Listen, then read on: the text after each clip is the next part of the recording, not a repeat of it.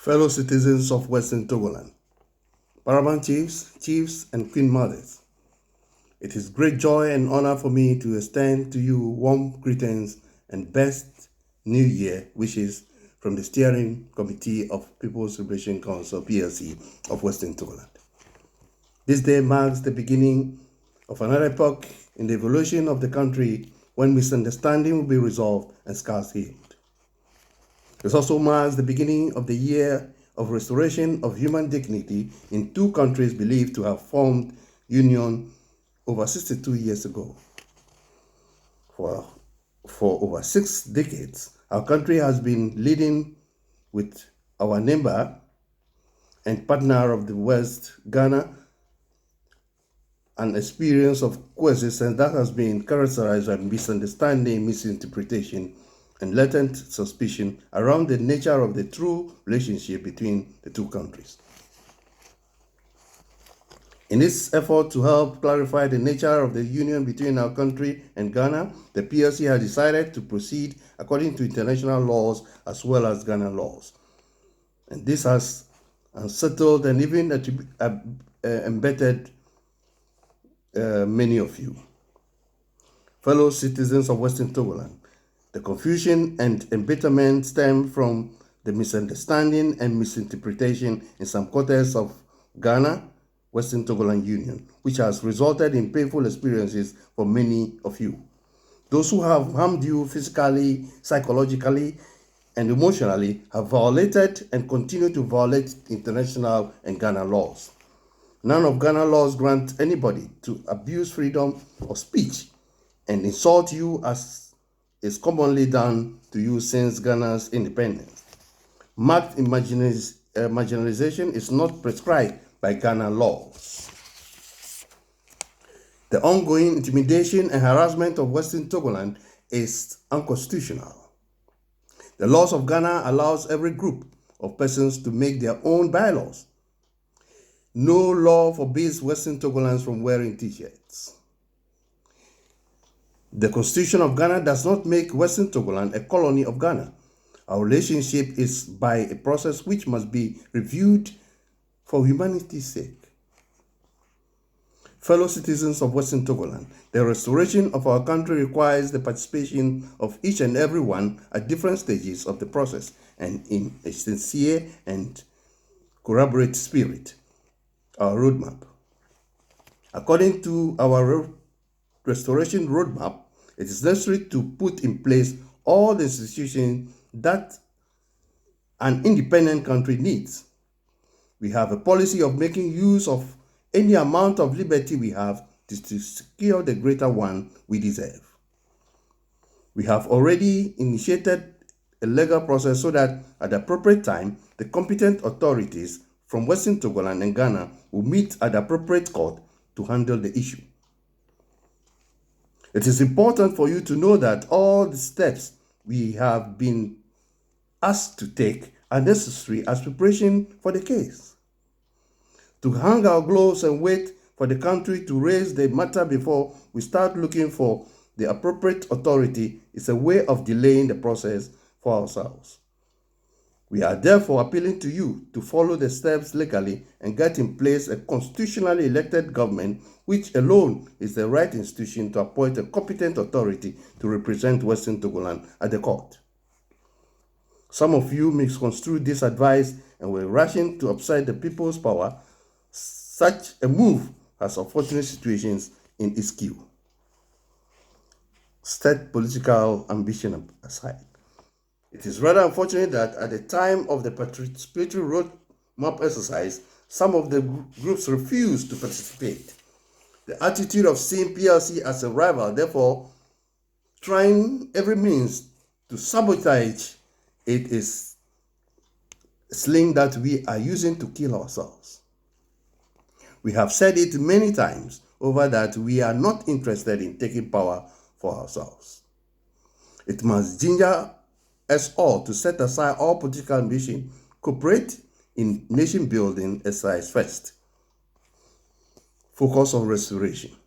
We must always keep our target in mind and stop being distracted by every wind that blows.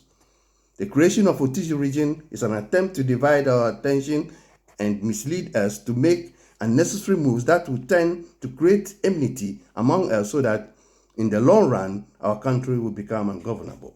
The logic of it is that if we are genuinely fighting for the whole of Western Togoland, then we must not limit our opposition to Otiji region alone.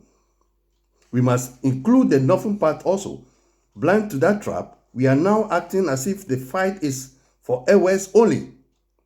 Some among us have been decided not to entertain people of other ethnic groups that are also in Western Togoland, whereas Western Togoland is proud of her multicultural diversity.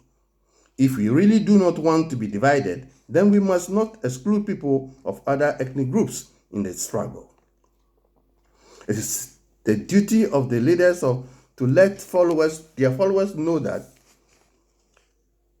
our adversaries are taking advantage of this attitude of ours to weaken us. This is the time we must prove to the whole world that we are proud of our ethnic diversity. The divided front. Many people are worried about the lack of unity among us. We seriously need the unity of purpose, but we do not have to lose guard and allow our adversaries gather us all into one basket and crash. There cannot be only one organization in any country anytime. There must be trading firms, there must be sporting clubs, professional organizations, social clubs, etc. All those and together make a country. We're trying to form such groups for people, for all fronts to join, to work together as one people. This method is meant to avoid rivalry and foster unity. Those of you who are working against the success of the sporting clubs, the women organization, and the technology incubator are damaging Western Togoland. You should all rather embrace such ideas without trading political divisions there. One major point our adversary is using against us is the conflict of interest among the groups. Many different maps are being used to divide our front. Let us remember that those who are making dubious gains in Ghana will never like us to become self-reliant. They are not preventing you because they love Ghana. They only want the system to remain corrupt for them to be feasting on it. But the change is inevitable. And this change is going to benefit both Ghana and Western Togoland. If you observe those who are separating Water Triangle, the Anglas, the area from Western Togoland, you will discover that they have not even worked on the areas they claim to be their real Western Togoland. This will show the barrenness of their intention. Ghana has their territories well defined in her Independence Act. Every Togoland that is between Ghana and the Republic of Togo, which is the East, must be clearly understood to be Western Togoland, whether it bears the name Transvolta Togoland, Mandated Togoland, or British Togoland. Every geography student can easily understand this. Moreover, it is not being disputed by Ghana. And the people also know themselves as Togolanders. Every Ghanaian who knows them also knows them as Togolanders. Therefore, those who are maintaining that ascension must drop it. And our brothers South must also give or not give anybody the cause to think we are different people.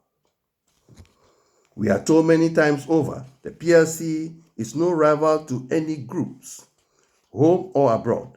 We must not be seen as such because our mission is to the benefit of all.